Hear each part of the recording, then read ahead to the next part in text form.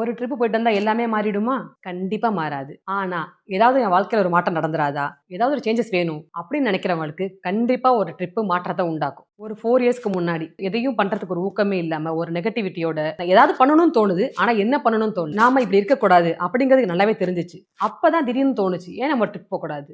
நம்ம ட்ரிப் போனா நம்மளுக்கு தேவையானது கிடைக்கும் அப்படின்னு நம்பிக்கை வந்துச்சு. ஃபர்ஸ்ட் டைம் ஹஸ்பண்ட் இல்லாம, பேரண்ட்ஸ் இல்லாம, லேடீஸா 4 பேர் ட்ரிப்புக்கு போனோம். அது ஒரு சின்ன ட்ரிப்பு தான்.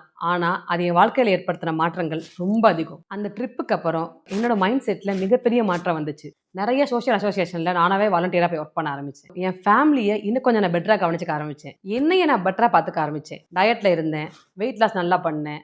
ஹெல்த்தியான லைஃப் ஸ்டைலுக்கு போனேன். ஃபேமிலில இருக்க டெட்லேருந்து வெளிய வந்தோம். 2 ஸ்டார்ட் அப் பண்ணியிருக்கோம். லைஃப்ல ஒண்ணு ஒண்ணா மாற ஆரம்பிச்சுச்சு. இதெல்லாம் ஓவர் நைட்டா நடந்துச்சான்னு கேட்டா கண்டிப்பா இல்ல. அதுக்கான டைம் தேவைப்பட்டுச்சு. ஆனா, அதுக்கான விதை அந்த ஃபர்ஸ்ட் ட்ரிப். அதுக்கப்புறம் எவ்ரி இயர் என் ஃப்ரெண்ட்ஸோட நான் ட்ரிப் போறத மேண்டேட்டரி ஆக்குனேன். எவ்ரி இயர் நானும் என் ஃப்ரெண்ட்ஸ் ட்ரிப் போயிட்டு தான் இருக்கோம். இந்த வருஷமும் போக தான் போறோம்.